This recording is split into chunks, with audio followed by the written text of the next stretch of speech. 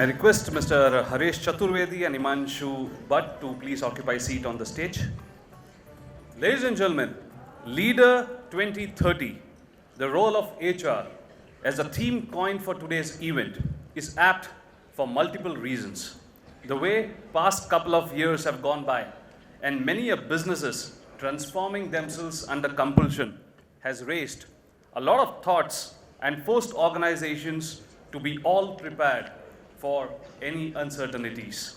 Volatility, uncertainty, complexity, and ambiguity are changing terms with brittle, anxious, non-linear, and incomprehensible world. And the leaders will play a pivotal role in the next decade of journey. To tell us more about what's in store for us today and set the context for today's conference, may I now invite Mr. Mayur Patel. Thank you very much, Anil. Good morning, everyone. It's not very easy to speak immediately after Brahmavihari Swami, because I'm still trying to grapple with the ideas and thoughts what he has shared. But what an august gathering we have today. So a big round of applause for this gathering. So I would like to put up a formal welcome. So good morning once again to everybody, and a very warm welcome to our distinguished eminent speakers, panelists, HR practitioners, business leaders, and students. And I welcome you all on behalf of our organizing committee. And what a wonderful learning opportunity we have got today. And we are extremely grateful to Professor T.V. Rao, sir, for his presence and his kind guidance and being our mentor and guide for NHRD and team, and inspiration to many sitting here. A very warm welcome to Dubey ji. He'll just join us in 2 minutes. Krish Shankar ji and Sandeep Tyagi ji. So thank you very much for joining us. Welcoming Dubey sir. And thank you so much for being with us. Despite your very busy schedule, you could spare time for us. We really appreciate that. Great leaders, they are always ready to contribute back to the society. So give a big round of applause for all of them. Thank you, sirs. We're extremely thankful to Puja Brahmavihari Swami, Puja Gnan Vatsal Swami, and BAPS Swami and Sanstha for giving this wonderful opportunity to have this grand gathering of HR fraternity and business leaders. And that is also happening under one roof and 6 associations together. So that's also a very unique aspect of this particular conference. It all started with Puja Gnan Vatsal Swami's invitation to Rishikesh Rawal and Ajay Bhai. And thank you very much to both of you for helping us and hosting those initial meetings, number of meetings we had to plan this wonderful conference. And I also thank our committee members, Hamal Bhai, Ratna ji, and Gautam Gothi, Himanshu Bhai, all of them for their guidance and whatever thoughts they had to curate this conference. So a lot of debate has happened, a lot of discussion happened. So we do all look forward to what is going to come from all these leaders. So thank you very much for your contributions. This conference is one of a kind in many ways. So Puja Brahmavihari Swami has talked a lot about what has gone behind this creation of this Nagar. So I'll not touch that part. But 6 chapters coming together under one roof, I think that can happen only at a place like Pramukh Swami Nagar. So big round of applause for all of you. We have come from different associations. People have come here from very far away places. And some of the people I just met outside, they've started midnight. So a very warm welcome to all of you and really appreciate your spirit of learning. For the first time, we have a HR conference, but registration had gone beyond 2,300. And we had to close the link 10 days back. So that's also very distinct numbers which we can think of. And big round of applause for the response what we have given.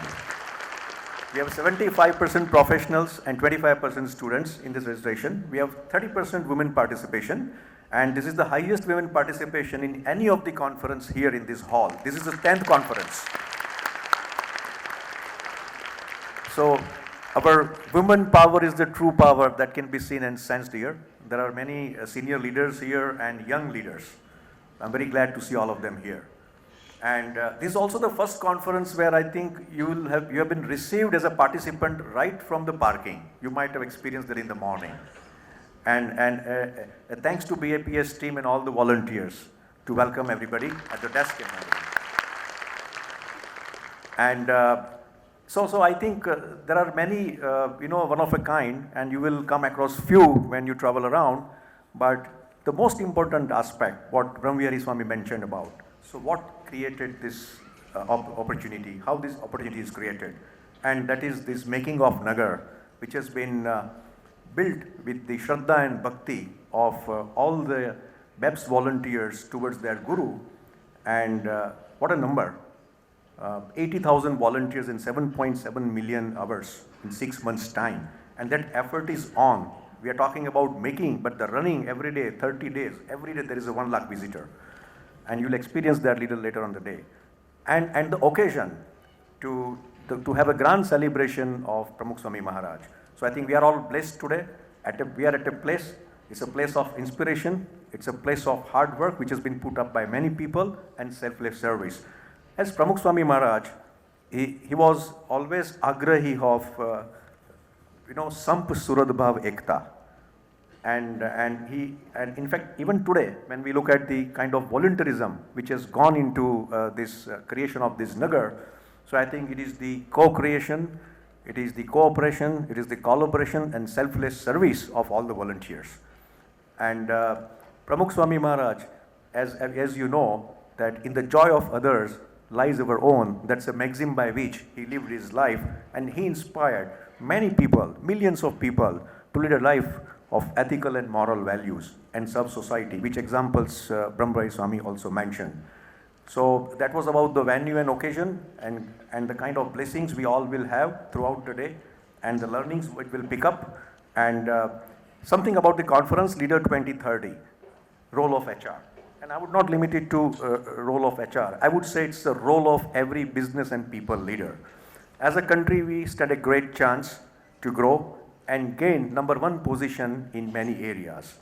But for that, I think it is our ethical and spiritual leadership that will have to take the lead. And I think that can give a distinct position to India and show the world the path that peace, prosperity, harmony and happiness, they all can coexist if our roots are into spirituality. And this festival, this celebration, and our gathering today, it's not incidental. It's a destiny. We are all here together. So I wish good luck. We want to hear the speakers. I would not take much time. We have eminent speakers, and we have a wonderful panel. We have RRR. We have Rajeshwari ji, we have Rajesh ji, and Ratna ji. So throughout the day, it's a power-packed day. Wonderful session we will have first for the speakers, wonderful speakers and this panelist. And in the last, we have Gnanvatsal Swami. So I think entire day is power-packed. So please stay tuned and be ready for this learning opportunity. Grab as much as you can. Wishing you all a wonderful day ahead. Thank you very much. Ladies and gentlemen, there are 4 ingredients in true leadership. We call them as brains, soul, heart, and good nerves. And these are the finite amount of power that any organization possesses and claims to be its leadership capital. In times to come, leadership capital may be in huge demand for every enterprise, and it would call for building it in every one.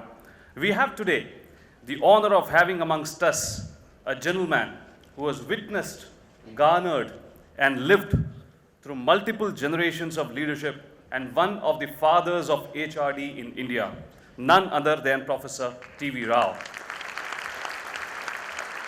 May I invite Mr. Himanshu Bhatt, President NHRD South Gujarat Chapter, to kindly introduce Professor Rao and welcome him for his session. Rao Sahab has put a condition that I must introduce him in only 2 lines. One has been already used by Anil Bhai, the father of HRD movement in India.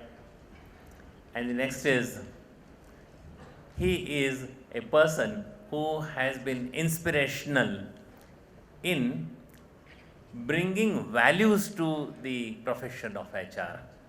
I believe these 2 are good enough to define Rao Saab. Thank you.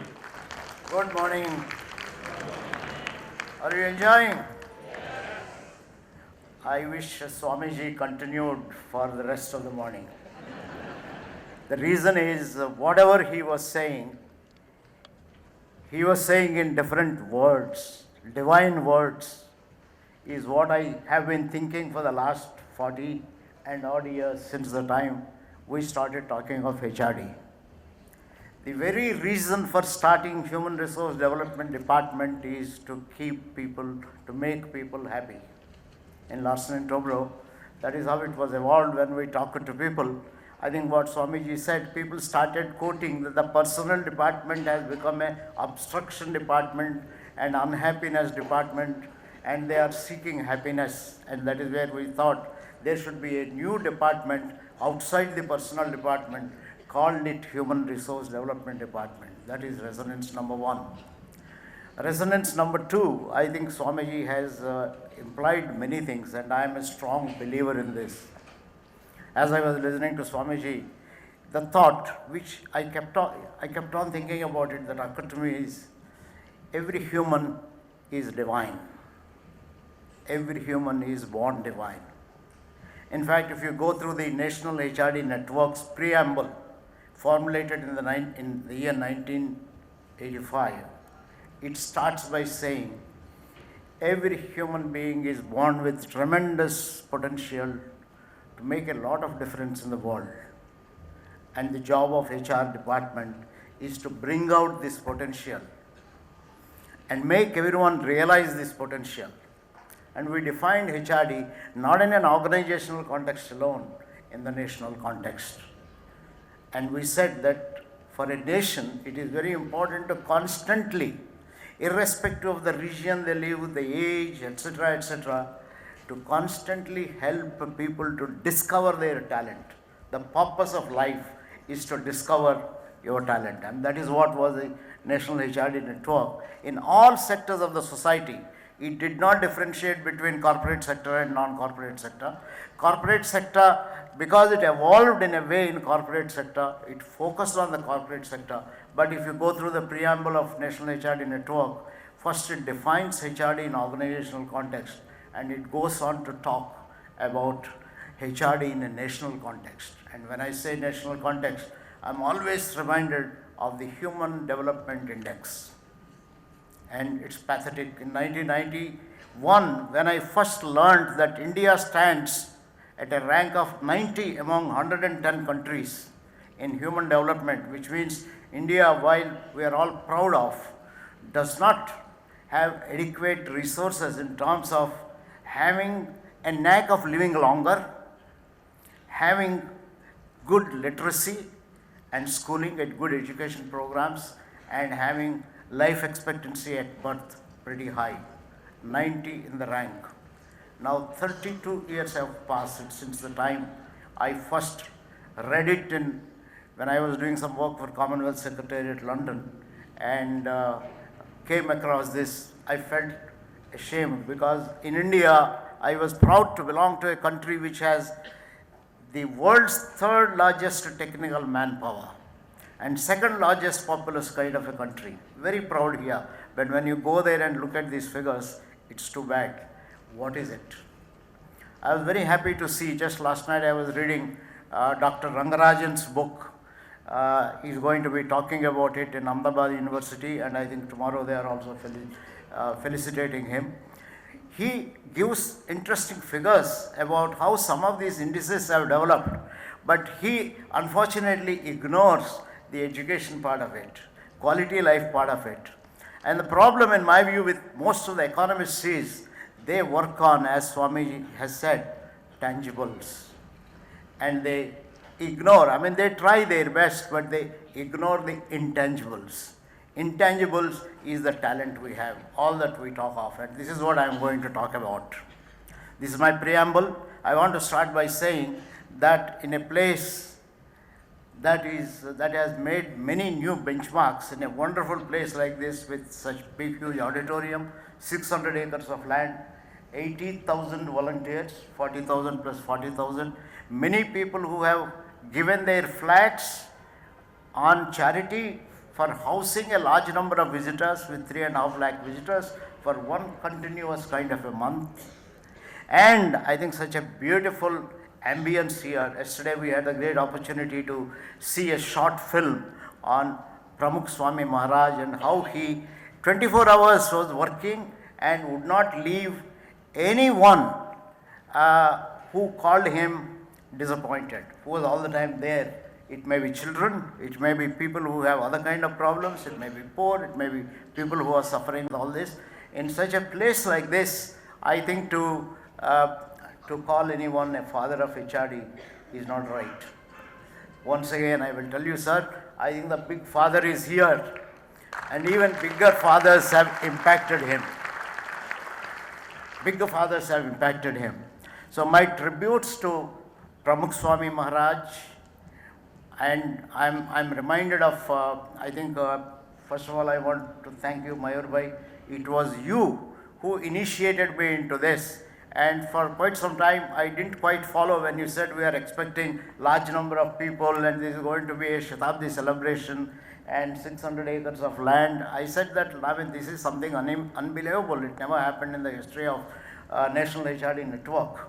But I'm so happy for the last 2 months to see this, because my colleague from IIM Ahmedabad and I came here, spent a day looking at the kind of preparations that are going on and so on. I think it is a wonderful kind of a thing.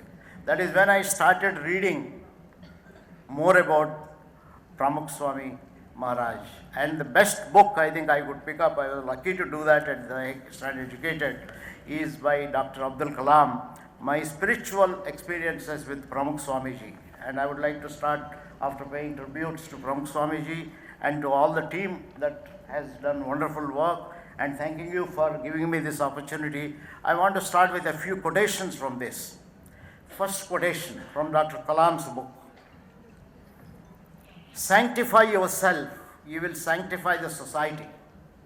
This is a quotation from St. Francis of Assisi, but this is same as what you see when you enter this. I think all saints will talk very similar kind of language. I think when Abdul Kalam met, I think in his initial meeting with Pramukh Swamiji, he said, there are 5 important areas to transform India, and he seeks the guidance of Pramukh Swamiji. And he said, Swamiji asked him, what are those? Education and healthcare, agriculture, information and communication, infrastructure, and critical technology. And Dr. Abdul Kalam asked Swamiji, we need a cadre of value-based citizens. What is your advice? And Swamiji replied, I will add 6th one. He said, faith in God and developing people through spirituality. In the last 3 months, my conviction that HR should go spiritual has increased. Thanks to you, Mayur Bhai. I'm not saying this is new. I have always, if you follow, those of you all following my YouTube posts, for last 5 years I have been saying, please add in your role spiritual function as very much a part of it, because unless you are spiritual, I'm not talking of religious, spiritual. If your spirit deals with invisible, all the rest, all the time we are only talking of visible, whether it is tasks or targets or profit and things of that kind, all these are materialistic, visible. And if you look at the concept of intellectual capital, most of the companies, particularly Krish, I think IT companies, I think are known for their market value, which consists of sometimes, I think at one point of time, 20 years ago, less than 2% of the market value is accounted by tangible assets. Now I think it may be about 15 to 20% of the market value of IT and finance companies are accounted by tangible assets. 80% are by intangible assets. That is the value. But look at the human being.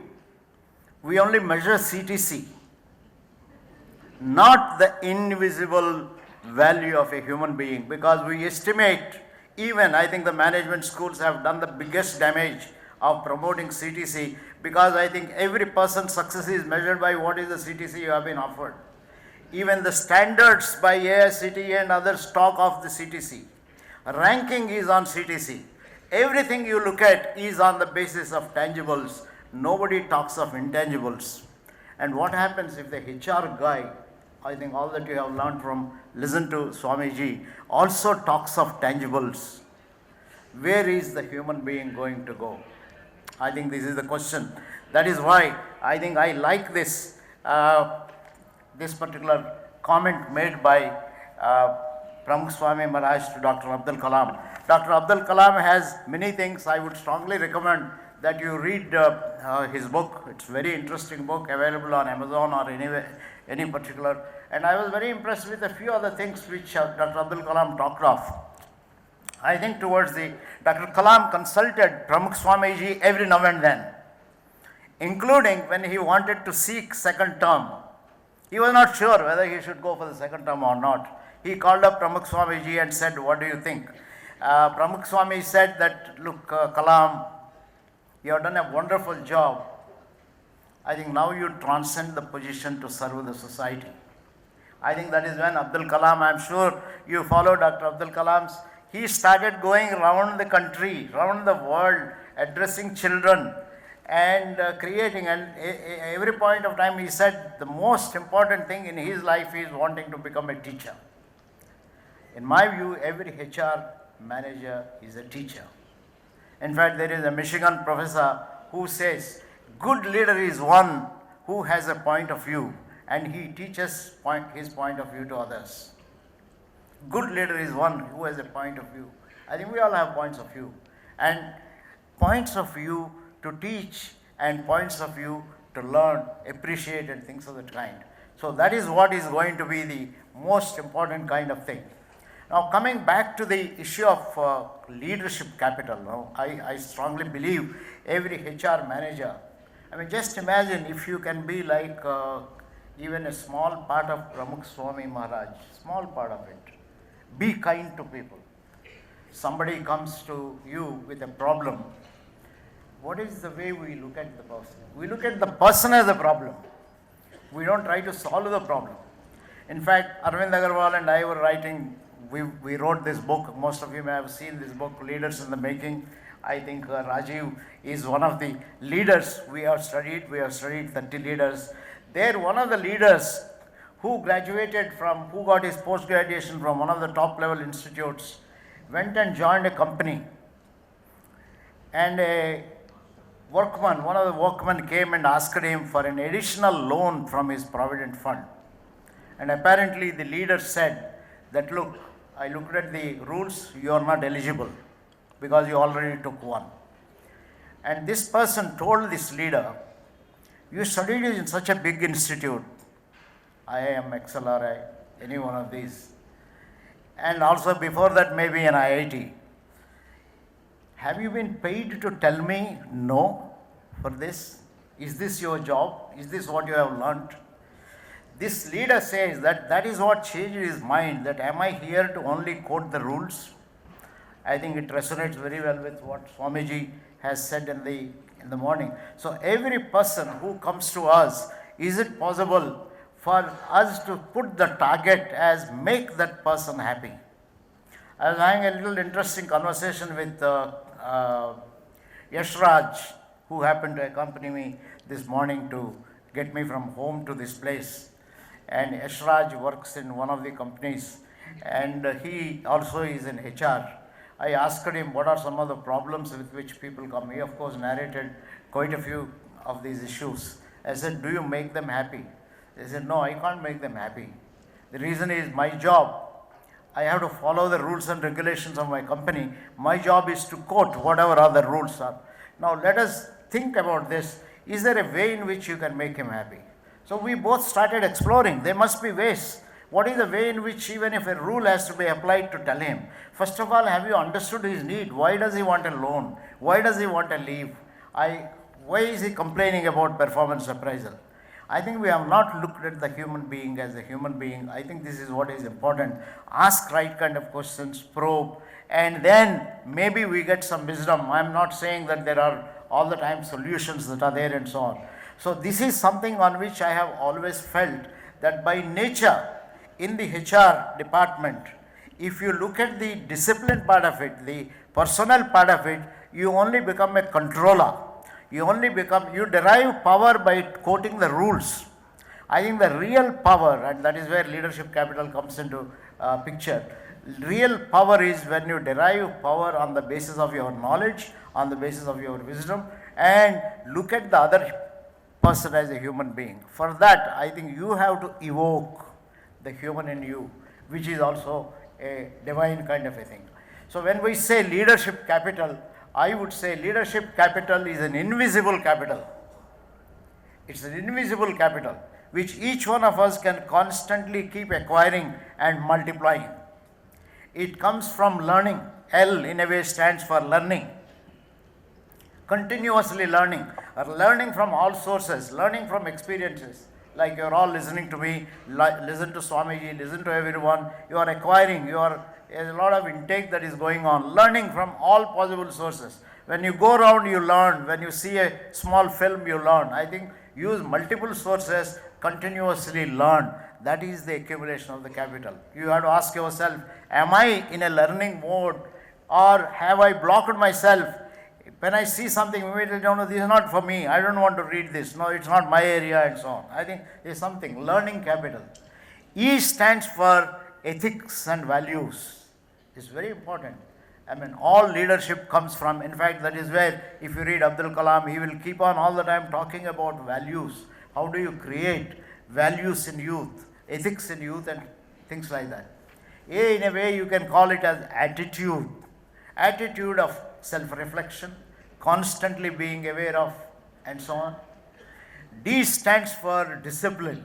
You have to discipline. I think Swamiji has, in a way, hinted at discipline and so on. I can go on expanding each one of these. You have resilience, you have energy, you have skills, you have superordinate goals. And the most important of all of this comes as a kind of a purpose. The last one, purpose.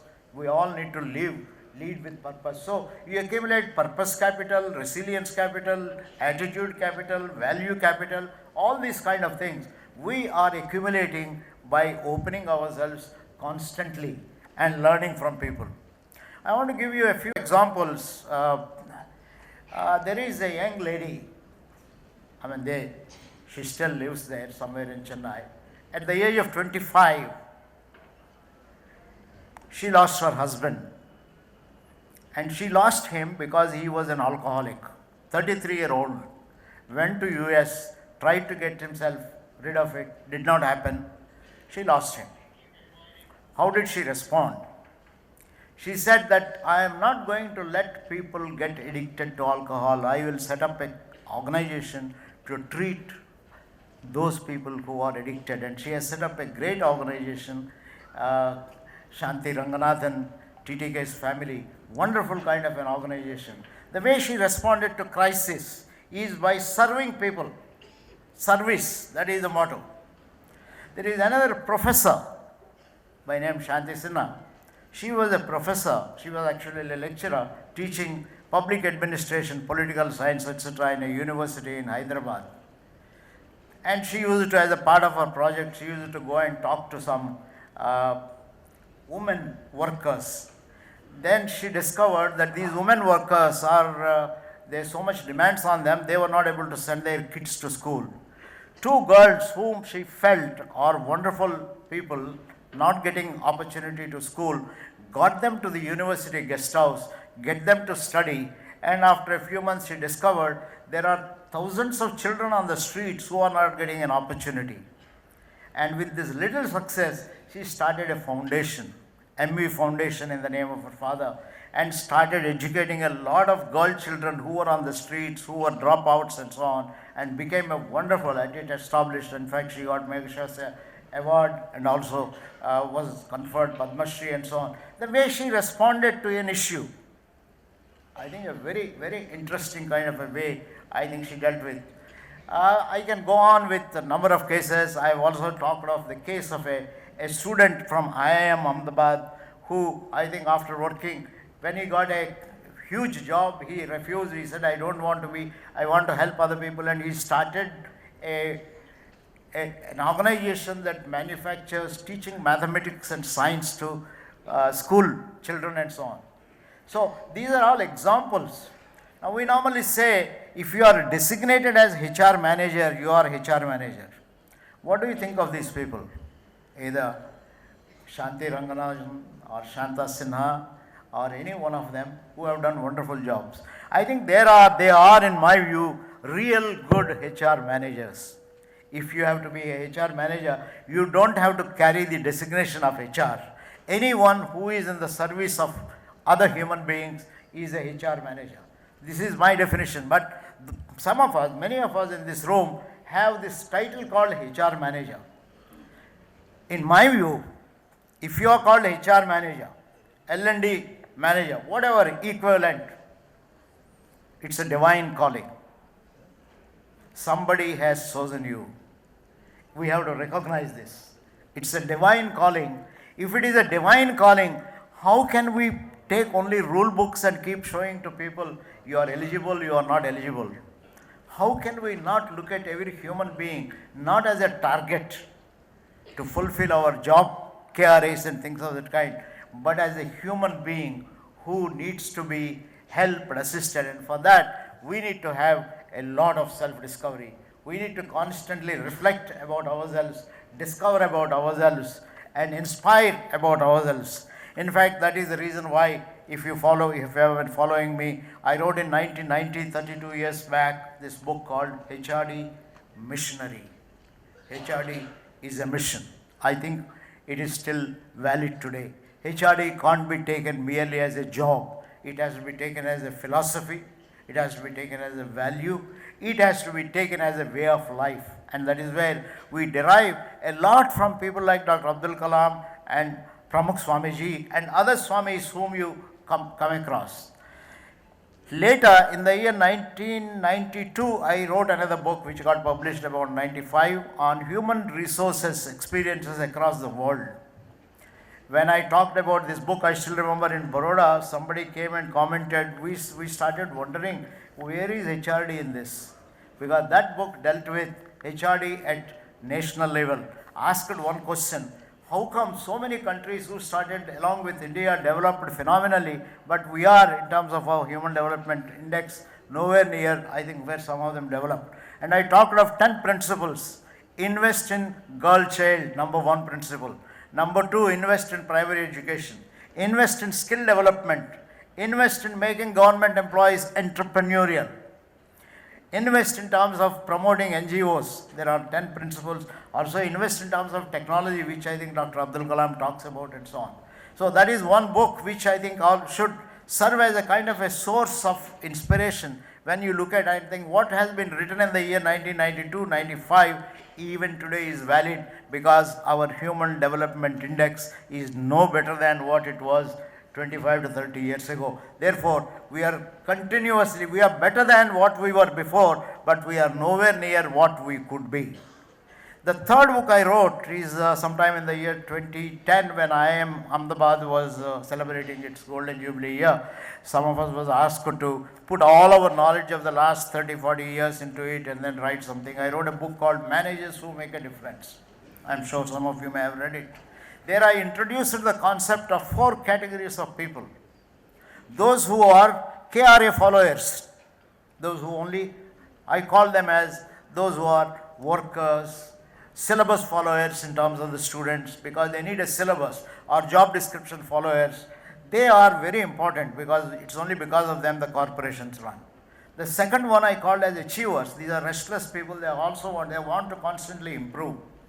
Third one I call them as visionaries who think differently. Missionaries who go with a mission. To me, HRD is a mission, and it should start with a vision. If you are stuck in number 1, merely following syllabus and job descriptions, I think we are not doing justice. You are not building your capital. If you want to build your leadership capital and build the capital in everyone, you have to transcend and get into be a visionary. Think beyond. Now, how to be a visionary? Read books, listen to talks, and storm your own brain, because as I mentioned, we are all born divine. We have the capability. It is possible to do that. The fourth book that I had written was on 100 managers in action. Again, there is a big lesson that I would like to talk from that. It is, we selected out of 8,000 top level managers, 100 managers who scored very high. You know, you call leadership as the art and science of impacting others. Those who scored very high on these on 360 feedback, we picked up 100 of them and we documented their life histories. And one thing that came out, I think values comes out, their vision comes out, the way they manage technology comes out, the way they treat other human beings as human beings comes out. I mean, that is it's a big lesson for HR people. Later, I wrote another one called Effective People, where I think it is very important that's where all these thoughts are highly aligned with, I think, whatever Pramukh Swamiji or other Swamis normally talk about. In effective people, my definition of an effective person is one who is constantly looking inward to search for his or her own talent, to discover the talent, multiply it, and the last one, and use it for making a difference in the lives of others. This is the most important thing. If you are a HR guy, God sent opportunity, can you constantly discover your talent? I think reading books, particularly textbooks, is only the beginning.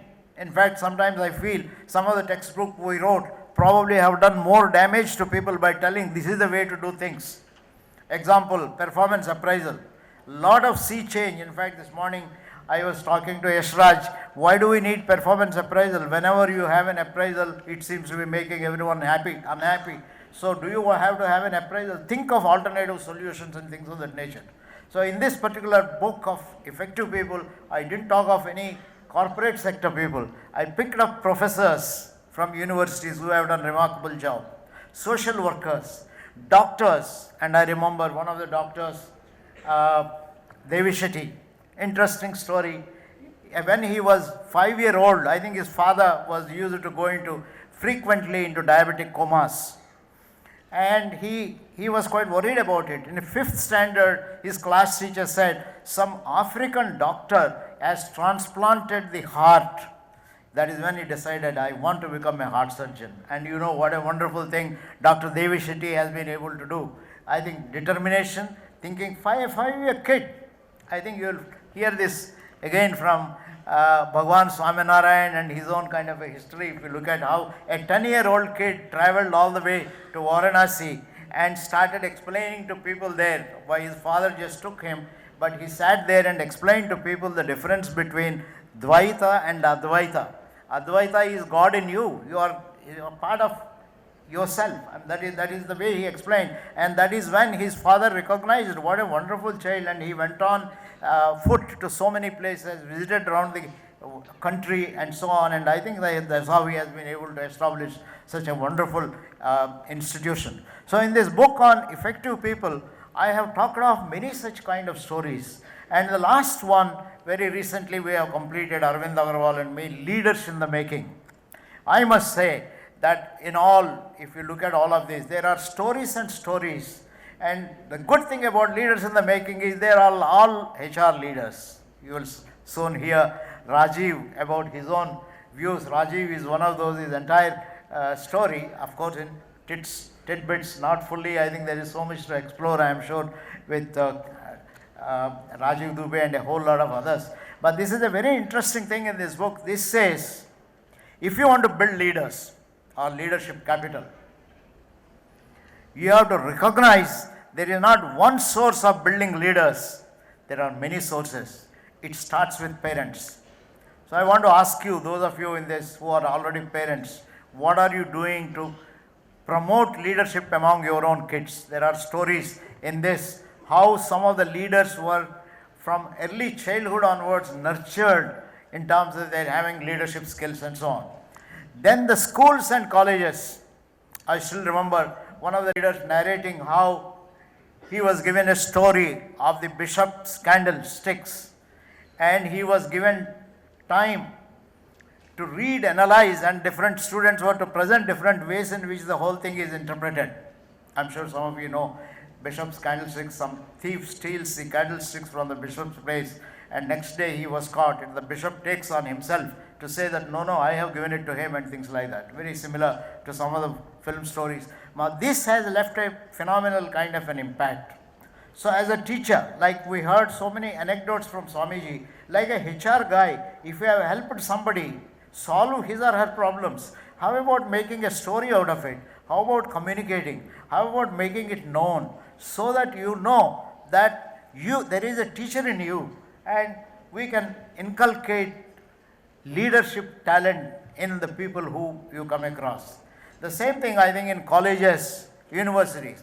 The most important thing, again, this book talks of is how several people have learned phenomenal number of things in their first job. Now, many of you may be bosses. When you have a new recruit, how do you treat that particular person? That is the time to build his or her leadership capital. Every newcomer is a potential leader who can make a difference in your company. So can you do that? Or when you are changing your role and you are given a new role, how do you enlarge that role and make yourself, help you to discover your talent? I think there are many such stories. In fact, I think the world is full of stories. And if you want to build leadership capital for the year 2030, we want to aim at, Abdul Kalam dreamt about Vision 2020. Now that is gone. It's 2023. And soon, another 7 years, we will be 2030. Time is short, but we have to run with a very high speed. And I think it is possible. If it is possible here in Pramukh Swami Nagar to entertain 3 lakhs of people by 80,000 volunteers and have a big conference like this, which perhaps is first time maybe in the history of HRD network. I have seen 800, 1500, 1200, but I think maybe 1500, and all with the kind of arrangements that are made with volunteers taking care of. So if we can do this here for 1 full month, 3 lakh people coming every day, and everyone goes pleased. Everyone goes pleased.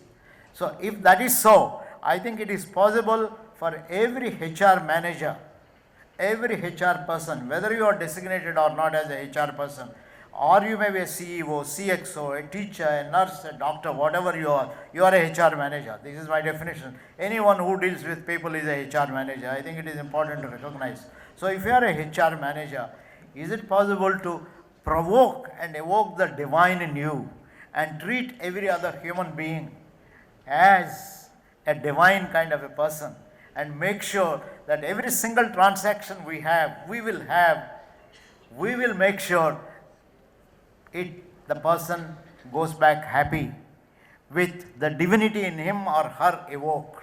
And that is the best way you can build leadership capital across the country, around us, in our own company, in our own teams, and everywhere.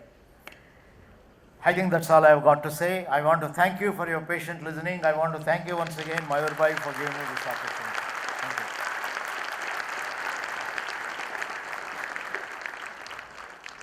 you. Giving you a big round of applause for Professor T.V. Rao, ladies and gentlemen. How I wish when we have such eminent dignitaries with us today, we continue to listen to them for days together, but it's only a matter of time, and possibly for which we want to conclude this event by afternoon, we'll have to give a quick end to few of the sessions today. But I'm sure you will make the best of their presence and leverage their availability during the lunch and tea breaks. Sir, you have been an inspiration for many of us, Professor T.V. Rao. Your work and passion in the areas of human resources is an exemplary contribution that makes all of us proud. To extend the vote of thanks, may I request Mr. Harish Chaturvedi, Chief Transformation Officer, Afrochemical, and founder member of HR Milestone Group.